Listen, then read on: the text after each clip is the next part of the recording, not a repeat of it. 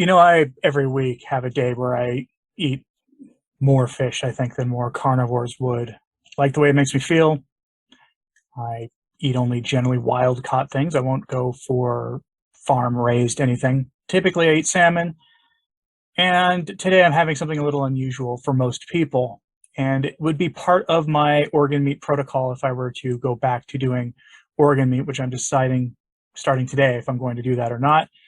And that thing that I'll be doing that I consider part that should be included in the organ meat conversation are shellfish. And specifically, these are going to be mussels. Now, when I say mussels, you probably are thinking of those nasty things that come in cans. Canned mussels are disgusting. They're grotesque. They're mushy, they smell weird, they taste weird, and they have a funky, weird texture. I do not recommend them. Now, keep them on hand for your apocalypse food preparation, whatever, or you live in the heartland of America and one bad winter, you might be happy you have that kind of stuff on hand. But normally, not wild about canned fish in general. I do have sardines and some mussels and things in cans for the appropriate occasion, but they're not part of my normal thing. But what I decided to do today was I was going to smoke, well, these. And what I'm talking about here are these. These are Walmart Sam's Choice frozen mussels. They are pre-cooked, which is important. But what we're going to do here is throw them in the smoker. Now, you might be asking, how do you throw mussels in the shell in a smoker? Well, you're going to see how I do that here. And here's what they look like. You pull them out of the package, and they come individually packaged. Normally, when I eat these, I'll only eat one of these packages, but today I might do an OMAD, so I'm going to do both. And I'm putting them in this metal tray. There's no seasoning going to be added of any kind. They're just going to go in the smoker this way. They're still frozen, okay? But that's, according to the package, I think it's like 10 servings of oysters, or mussels. Not that we care about what they say about serving sizes or anything like that. But I will let you know that according to MyFitnessPal, which is how I track these things, this is like 120 grams of protein by itself, not to mention the other nutrients. So here we are outside at the good old RecTech 1250 smoker. Here we go, turning it on, and I'm going to leave it. I'm actually going to drop it down to the low temperature, which is 180 degrees, extreme smoke setting, as they say. I definitely need to clean my smoker, but this is not going to produce any oil, so it's going to be perfectly safe if we do it this way.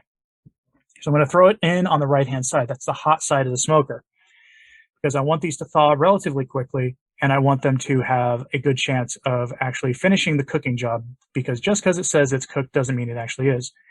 And we'll be burning in this a combination of the charcoal hickory from Lumberjack, as well as their competition blend. We have a full hopper. So we're going to come back and check on this here in about 20 minutes or so after it's started cooking, just to give enough time to see if it thaws. And here we are now back 20 minutes later. It's having one of those days where the thing is, fluctuating its temperature a little bit, but that's fine. It's also a hot day, and we're at that part of the day where the temperature is, raising rapidly. But, doing a set to 180, it's doing a 189. Again, that's good for the extreme smoke setting. Not going to cook it too quickly, though. But there you go. Take a look. That's what they look like. And some of them have already started opening. And you can see when I shake it that they are now not frozen and anymore in the slightest. So here we are. I could pull them and eat them if I wanted to at that point, but most of those shells are not actually open yet. Some of them are, and the ones that are fine. It'll be fine if they keep cooking. We're not going to overcook them here. So we close the lid, go back to the control system here, and we do the simple, easy to use, turn it to 225, which is the classic, smoke pretty much everything low and slow temperature setting. We're going to let this cook, I don't know, for the next 30, 35 minutes or so before I come in, check on it again, and decide if I'm going to add my salmon in at that time. So about half hour later, here we are, holding steady at 225. This machine is very good at holding steady in the actual traditional cooking temperature range. There it is. I did come out briefly and add a pan of water for a little steam action, so that's what you saw on the left-hand side there. But yeah, they're looking very nice. I could pull them now, but I still think that I'm going to let them go for a little bit longer here. it's the pan is starting to collect some of those juices from the fish broth. It's not really packed in fish broth. It is just, the shellfish and water. But once you do that, it puts shellfish. Yeah, it looks pretty good though, I think. I mean, the camera for whatever reason is having trouble focusing. Then I'm, blinding you by having you into the sun. Yeah, these I could pull now if I wanted to, but I'm not. I'm going to try to get a little more smoke flavor on them. So what I'm going to do now is I'm going to let them smoke a little longer and head into the kitchen and prepare the other half of the meal for myself and for my wife, which will be salmon. So here you go. This is wild Atlantic salmon that I picked up at Walmart. My wife will have 8 ounces. Hers is the cedar plank on the lower part of the screen that at this point you can barely see. It only has 2 pieces of fish on it, and the huge amount of salmon up there is what I'll be having. This is wild caught Atlantic salmon. Given that I live in Oklahoma, it was frozen. You can't get past that. You're not going to get any kind of fresh salmon here in central Oklahoma. You could probably get fresh catfish, and if you know where to go, you could probably get some catfish or Gulf shrimp. I will be putting pepper on my wife's, not on mine. She's doing keto. I'm doing very strict carnivore, so I will just be putting a fair amount of salt on mine and on hers as well. But she'll be getting the coarse ground black pepper to get some smoked peppered salmon out of this. I bought that giant thing before I decided to eliminate the spices out of my diet. And it's what you would use on a brisket. And I had some pepper recently in something, and it did not go well for me. I'll make a video about that sometime soon. But for now, suffice it to say, she has some very liberally peppered salmon. So now here we go. Redmond's real salt. This is the finer grain stuff. I do have a bag of the coarse grind, which is probably better for the use for this, but I just didn't use it yet. I just got it. I'll be doing a video here soon where I'll be showing you some rather essentials for, your pantry when you're doing carnivore, including some things you might not think of, and that will definitely be part of it. Redmond's has a whole real line of these things. So here we are back at the smoker. That took maybe 5 minutes to do. And in regard looking at the mussels again, I'm moving the water to the top of the rack because we're going to put in the salmon on the same level as the mussels, just on the opposite side, obviously. And I'm positioning there, but I'm going to be pulling them back here to try to give enough room for the smoke to get through the planks. And we're going to close this thing up, and we're going to let it smoke for probably an hour at 225, which maybe less. At 225, salmon does not take very long to cook at all. You can't see the time. There it is. Temperature 225. When you leave the door open that long, it will drop that temperature pretty quick, in case you're thinking about getting something like this. Here we are checking on it.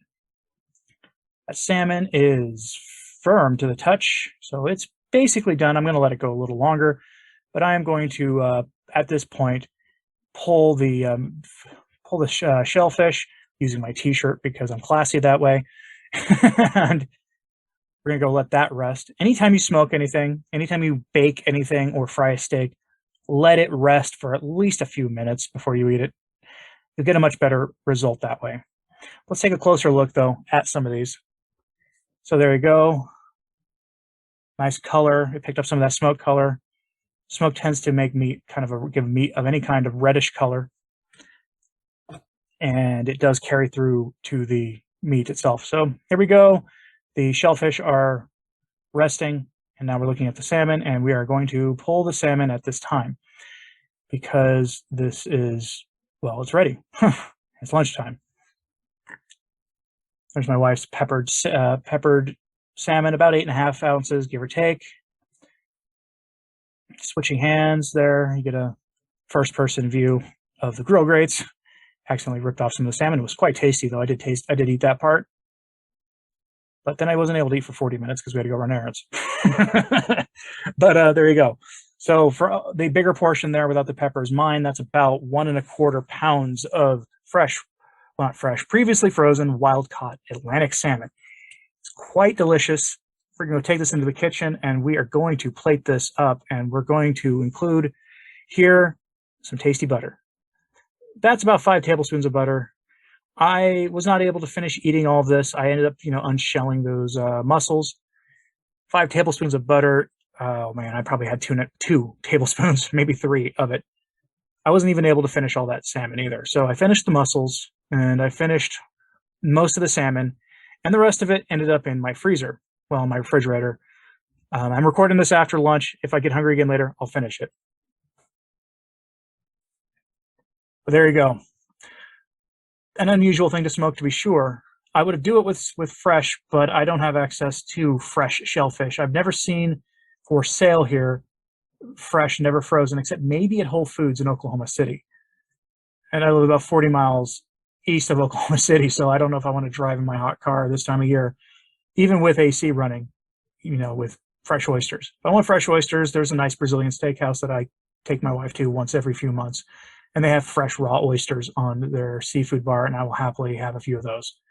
But this is quite tasty, quite filling. Those oysters were more filling than they actually look. And as I'm recording this, it's been at least an hour and a half since I ate, and I have no idea if, actually it's been almost 2 hours since I've eaten, and I'm not going to, I don't know if I'm going to eat again today.